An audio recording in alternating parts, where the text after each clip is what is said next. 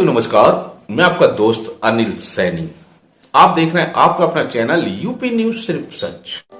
उत्तर प्रदेश के deputy CM Keshav Prasad Maurya ने रविवार को विपक्षी पार्टियों पर जमकर प्रहार किया।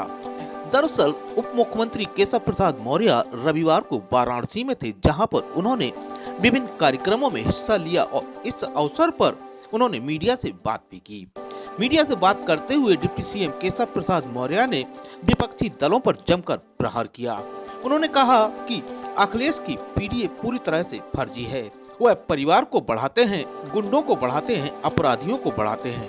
उन्होंने कहा कि जब 2012 से 17 तक उनकी सरकार थी, तब उनको पिछड़ों की, दलितों की, अल्पसंख्यकों की याद नहीं आई और जैसे ही वह सत्ता से बेदखल हुए तो उन्होंने पीडीए की याद आ गई। उन्होंने क्या कहा, आप भी सुनिए उनकी बात जो उन्होंने मीडिया से कही है। यादव जी का पीडीए पूरी तरह से फर्जी है।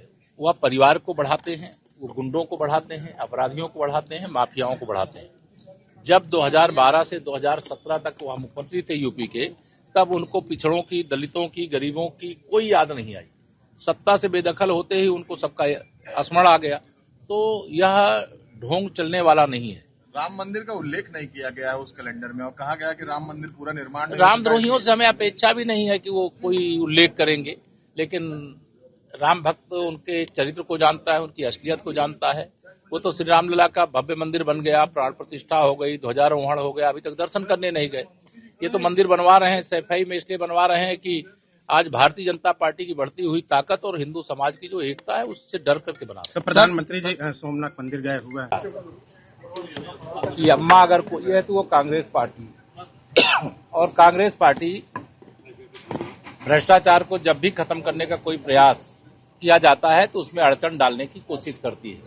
लेकिन मनरेगा रूपी भ्रष्टाचार के दानों का अंत हो चुका है और जी राम जी, विकसित भारत जी राम जी के रूप में नया अधिनियम बन चुका है। पहले श्रमिकों को 1 वर्ष में 100 दिन काम की गारंटी थी, अब 125 दिन काम की गारंटी है।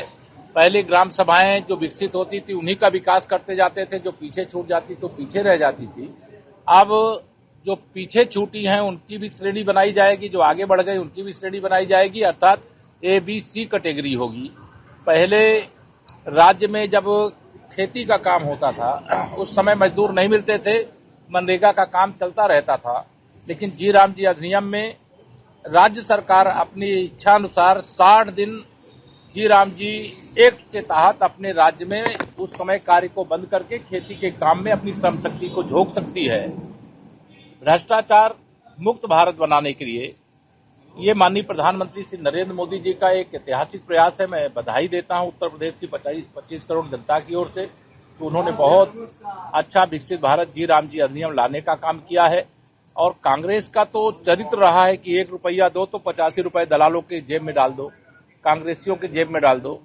तो आज उसी ढर्रे पर समाजवादी पार्टी भी उनके साथ चल रही है, इसलिए भ्रष्टाचार को खत्म करने बड़े पैमाने पर कांग्रेस का प्रोटेस्ट है नाम बदलने को लेकर। कांग्रेस प्रदेश अध्यक्ष अजय राय, कांग्रेस तो कोई पूछता ही नहीं है, न उत्तर प्रदेश में पूछता है, न देश में पूछता है।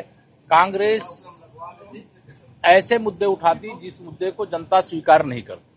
और कांग्रेस ये जी राम जी अधिनियम जो आया है इसको मुद्दा बना करके और रसातल में चली जाएगी। सर, अखिलेश